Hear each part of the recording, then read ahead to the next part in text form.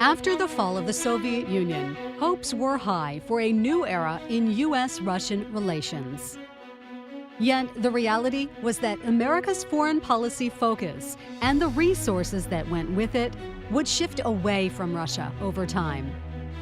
As investments by the government and private foundations transitioned to other challenges, America's capacity to sustain Russian studies and develop contacts between the people of the United States and Russia began to erode.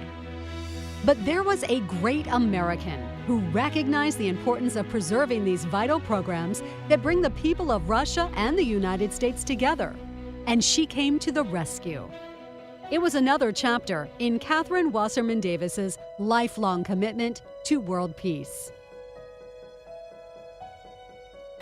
Seeing that at a time when so many resources for Russian and former Soviet studies were drying up, that she still understood the essential importance of this part of the world to the U.S. and to us understanding it. I started studying it. I started to meet professors at Holy Cross. Then Katherine Davis enabled me to go and actually be there and meet people on the ground.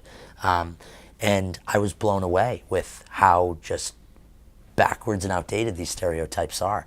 On a personal level, I think that Ms. Davis was absolutely correct in assuming that cultural connections and a cultural dialogue is the basis for all other human interaction.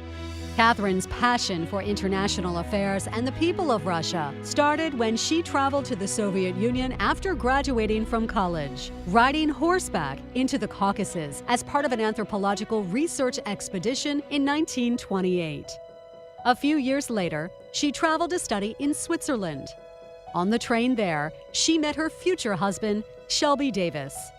It was the start of a remarkable partnership that saw the couple spend the rest of the century on the highest levels of international industry, diplomacy, and education. Thanks to their success in the business world, they established the Davis World Foundation Scholars Program that has created programs dedicated to world peace in 90 colleges and universities, benefiting more than 2,500 students in the United States and 145 other countries.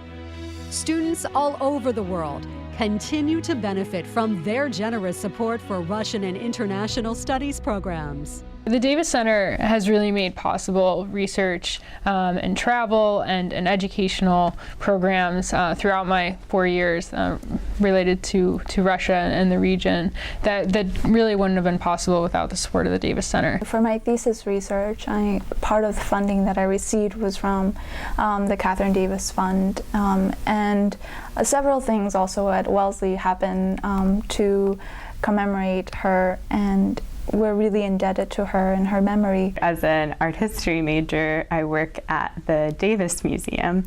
So I think I kind of feel like Katherine Davis is always looking over me because I'm both a Wellesley student like she was and also interested in art and Russian, so and the intersection of those things. For Katherine W. Davis, each institution she supported, each career she helped launch, and each life she touched with her philanthropy was about building up a global community of doers and thinkers invested in understanding and dialogue. A community invested in a shared vision of world peace. It is a legacy and mission that endures and grows today as the Davis family continues in Katherine and Shelby's inspirational tradition of philanthropy.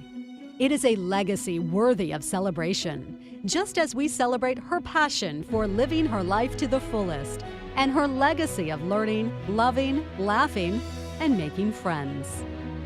Most of the important things in the world have been accomplished by people who keep on trying when there seems to be no hope at all.